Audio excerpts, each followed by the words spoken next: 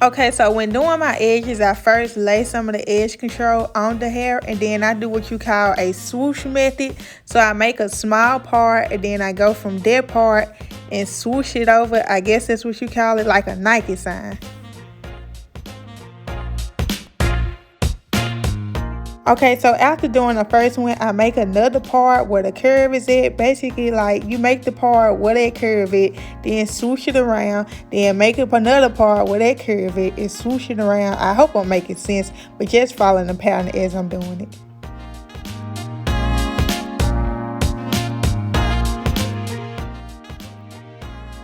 Here's a more in-depth clip on what I'm talking about with the swoosh.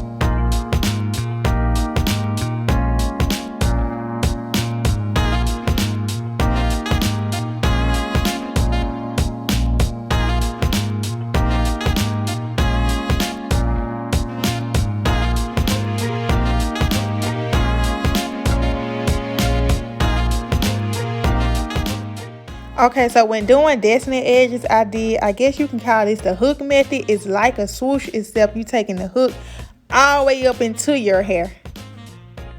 So basically, you just gonna brush some hair down and then come from the end of that hair and hook it all the way around. And you just gonna continue to do that until you get to the end of your edges.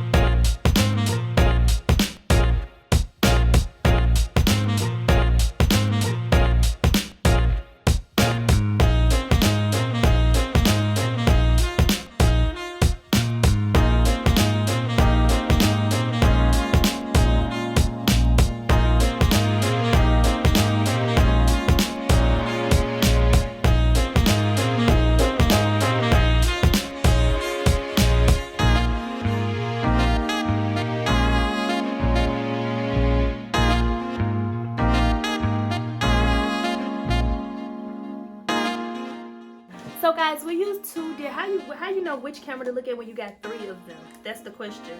We use two different edge timers. I always usually get like actually sometimes I get the black top and sometimes I get the purple top. But I recently picked up the wild berry purple top because this one is scented. It's wild berry, like blue on the bottom and then it's purple on it. So I was like, you should use mine on me. the one that I'm currently using. But both of them are by Ebin, New York. Even when I was relaxed, I use this, and I'm natural now, so this is my edges. She used the purple top. I used the black top, 24-hour edge timer, extra mega hole, and it gives you these right